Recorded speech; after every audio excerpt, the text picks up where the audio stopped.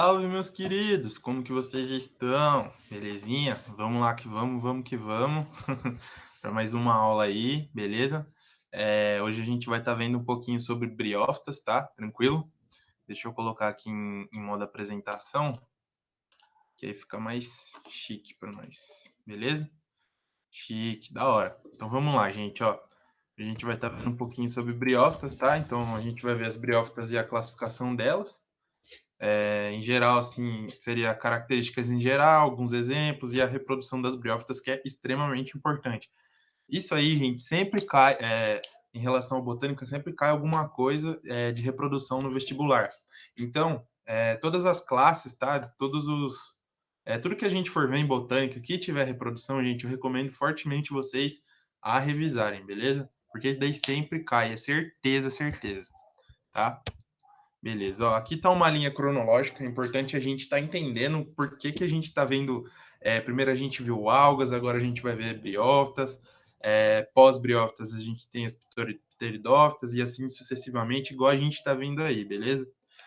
Bom, as algas, elas são primas, tá? Diretamente das briófitas e as briófitas das pteridófitas, tá? Aqui as algas e as briófitas, elas são dependentes da água, certo? Já as pteridófitas não são dependentes da água, porque a água que é o meio que realiza a transição do gametófito para acontecer a fecundação da briófita e da alga, beleza? Então é importante a gente entender por que a gente começa da alga e da briófita nessa linha cronológica, porque basicamente essas duas classes aí começaram a. Elas são os princípios, né, os primórdios do mundo plantae, do reino plantae, beleza? Bom, as briófitas, né, são organismos multicelulares e elas são autotróficas, ou seja, elas mesmas elas fazem a fotossíntese e tal, produzem o nutriente dela, beleza? Elas são de pequeno porte e a grande maioria delas não passa de 30 centímetros. Então, gente, elas não passam desse tamanho aqui, beleza? Que a gente tem uma régua. Então, elas são bem pequenininhas, tá? E elas vivem em ambiente úmido e sombreado, tá? Lembra que eu falei para vocês que elas necessitam da água? Elas possuem um sistema de vasos, perdão, não possuem sistema de vasos condutores, tá? Isso daí é uma característica fundamental das briófitas.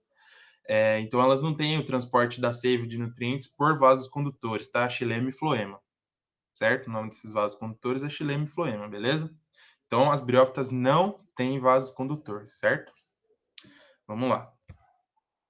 A grande maioria das espécies é terrestre, tá, gente? E de ambiente úmido e sombreado, tá?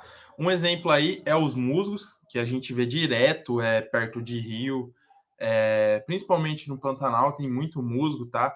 As hepáticas, tá? Também tem gente que chama de hepáceas, tá? Muda muito de um lugar para outro. E as antóceras, tá? Beleza? Então, as briófitas, elas gostam de lugar úmido, úmido e sombreado, que não fica batendo muito sol, tá? Porque também, pensa comigo, se elas ficam ali perto da água e o sol começa a bater, a água ferve muito, isso daí não é legal para a plantinha, beleza? Elas são plantas avasculares, ou seja, igual eu falei antes, elas não têm vasos condutores e os líquidos são conduzidos por difusão celular, tá? De célula a célula. O musgo do gênero, esse nome estranho que está aí, forma uma turfa, tá? Que funciona como adubo, ou seja, ele mesmo produz esse adubo aí que seria um fertilizante natural para ele poder se manter nutrido, se manter alimentado, beleza? Na melhoria do solo, certo? Quando seco e moído, pode ser utilizado como combustível, tá? Então, isso daí pode ser considerado também um biocombustível, certo? Aí um pouquinho, eu vou dar uma pincelada só aqui em difusão celular, porque é importante, tá? A difusão é um processo que ocorre na célula quando ela é colocada em um meio diferente de concentração de soluto, tá? Nesse exemplo aqui a gente está vendo química. Ah, mas professor, o que tem a ver a química com botânica? 100%, tá? Sem a química não há botânica e grande parte algumas partes da química dependem também da botânica para os estudos, certo?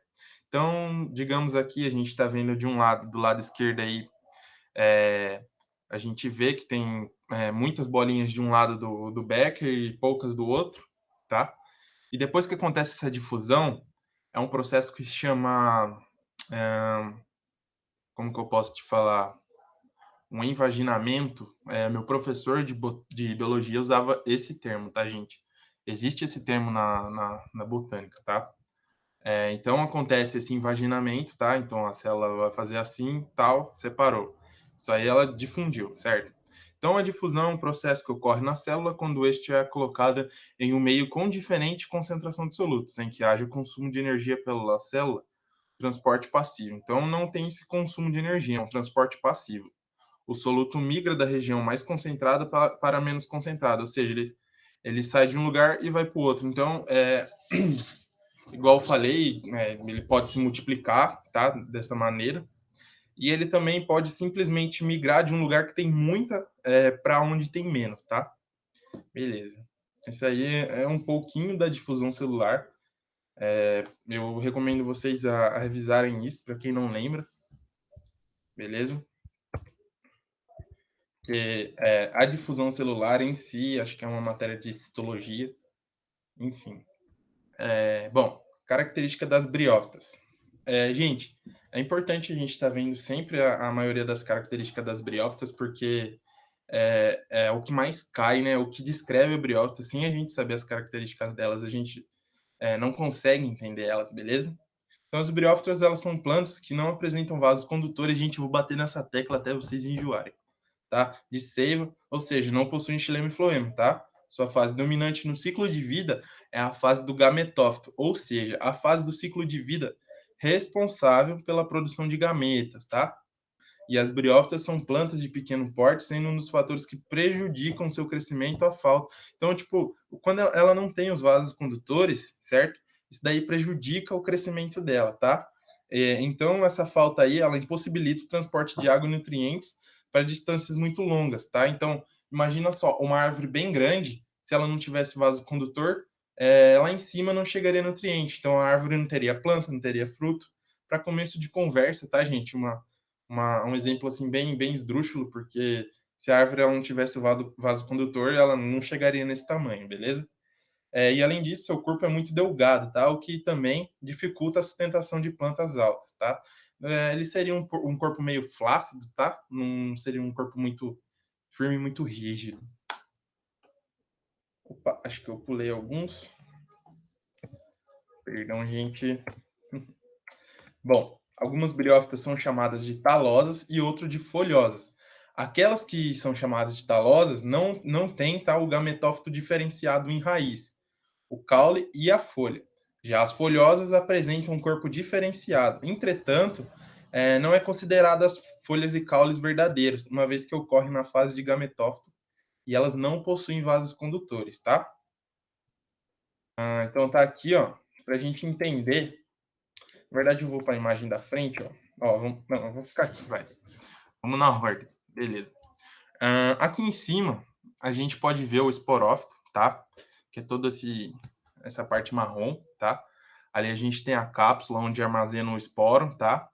Embaixo dela a gente tem a seta, que é por onde acontece ali a difusão celular, tal, que ela se alimenta, faz a, o autotrofismo dela, beleza? E embaixo, gente, ó, a gente tem o gametófito e os filídeos. Os rizóides, tá? São as raízes, beleza? Mais à frente a gente vai ver a diferença das raízes, tá? Enfim, aí a gente consegue entender como é a estrutura de uma briófita. Isso aí seria um desenho. Agora, isso aqui é aquele desenho, só que real, tá? Que a gente está vendo ali embaixo tem o gametófito, tá? Que é essa parte verde. Aqui, ó, vocês estão vendo aqui com o meu cursor, essa parte aqui seria o gametófito, beleza? Em cima, o esporófito. Então, isso aqui seria o esporófito, tá? Aqui a seta, aqui, então, seria a cápsula e o esporo, beleza? Tranquilo, gente.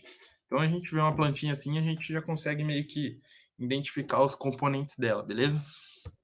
Certo. Essas plantas não possuem semente, flores ou frutos. Gente, a semente e os frutos, tal, as flores, elas vão surgir apenas nas gimnospermas, tá? Por quê? Porque lembra que eu falei agora mesmo, tá, gente? Que vamos lá, para surpresa de vocês, né? As briófitas elas não têm vasos condutores, logo elas não crescem, logo Isso aí impossibilita elas de ter as flores, impossibilita elas de terem frutos, impossibilita elas de terem sementes, tá? Então, gente, olha para vocês ver o que a falta da xilema e da floema faz com o ser, tá? Impossibilita ela de crescer, impossibilita ela de produzir, beleza? Então, eles são importantes, tá? A gente vai ver eles mais à frente.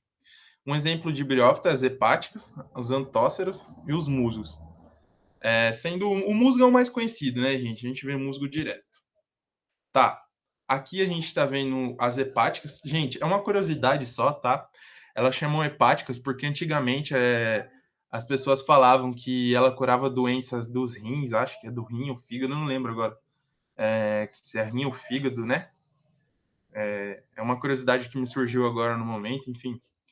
Então, nesse grupo a gente encontra as hepáticas, tá? As quais se destacam por não possuírem estomatos, tá? Uma estrutura que é presente nos outros grupos, certo? Então, o estomato ele fica lá presente é, nos outros grupos das briófitas, certo? Porém, nas hepáticas ele não está, certo? Aqui é os musgos, tá? O mais conhecido. Nesse grupo a gente encontra as briófitas com célula especializadas na condução, tá? As células que conduzem água são chamadas de hidroides, tá? Então, assim, as células que são responsáveis para conduzir a água aí nos musgos, por conta deles ficarem ali em regiões mais úmidas, elas são chamadas de hidroides. E as que conduzem as substâncias nutritivas são denominadas leptóides, beleza? Então, são duas células ali, as hidroides e as leptóides, certo? As leptóides é, que vão conduzir os nutrientes e as hidroides que vão conduzir a água, certo? Por quê? Porque elas não têm vaso condutor. Eu tô falando, gente, isso é importante. Anota aí, cara. Beleza. Então, aí tá as antóceras, né? Os antóceros, tá? Uma característica marcante desse grupo é a presença de um meristema basal, tá?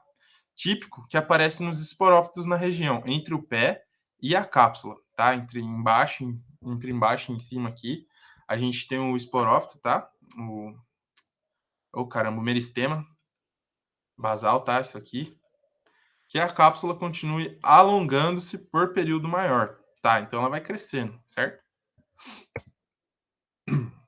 As briófitas, elas se reproduzem tanto sexuadamente quanto assexuadamente. Gente, vamos lá. Isso aí eu quero que vocês guardem. Quando uma reprodução é sexuada, ela tem uma troca de material genético, tá? Um exemplo: o homem, quando vai lá fazer o que tem que fazer com a esposa dele, a esposa com o marido, vice-versa, enfim. Eles têm a troca de material genético para ter um filho, certo? Beleza. O que é essa troca de material genético? É o espermatozoide. Beleza. Quando uma reprodução é assexuada, ela não tem troca de material genético. Então, não vai ter, por exemplo, uma coisa do homem na mulher, ou da mulher no homem, tá? Vice-versa. E então, tipo assim, não vai ter um pedacinho da mulher no homem, nem do homem na mulher para acontecer essa fecundação. Essa fecundação vai acontecer de modo que não tenha nada de DNA masculino ou feminino em nenhum dos dois, certo? Tá. Então, podemos observar a reprodução assexuada, por exemplo, em algumas espécies de musgos, certo? Nesse grupo, a gente verifica a formação de pequenas glândulas, tá? Plântulas, que se destacam de planta-mãe e formam novos indivíduos que são iguais àquele que originou. Então, são igual às plantas-mãe.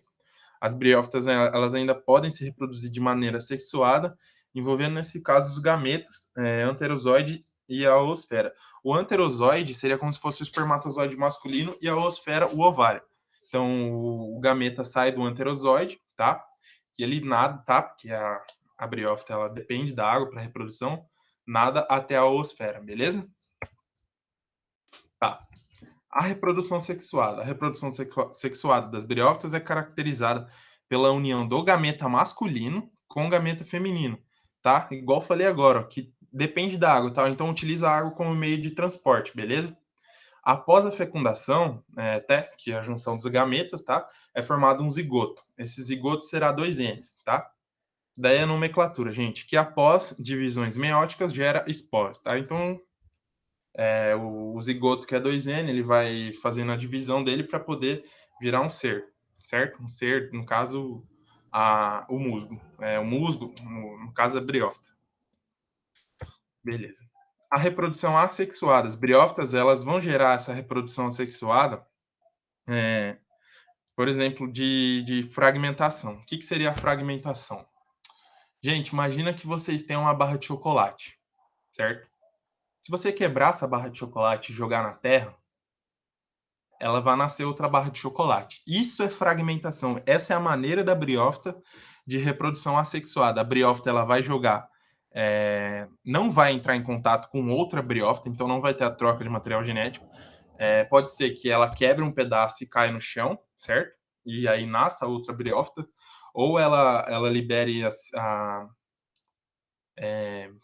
eu esqueci agora o nome do negócio que ela solta. Enfim, ela solta um negócio na terra, tá? Que não é só uma parte dela, um fragmento dela, ela solta algum outro negócio lá que fecunda a terra, tá? Fecundando a terra assim, então vai nascer outra briófita, beleza? Então essa é a maneira assexuada dela se reproduzir, certo? Fragmentação. Então, só para a gente recapitular. A reprodução sexuada, que tem a troca de material genético. A briófita, ela necessita da água para que para que o gameta nade até o gameta feminino. Então, o gameta masculino vai nadar até o gameta feminino, ou seja, o anterozoide vai nadar até a oosfera, para ele poder fecundar, beleza? Já na reprodução assexuada, a briófita ela vai quebrar, ou ela vai soltar, aquele negócio que eu esqueci o nome, na terra, tá? E aí ela vai nascer, certo? Então, é literalmente aquela frase, vai brotar uma briófita aqui.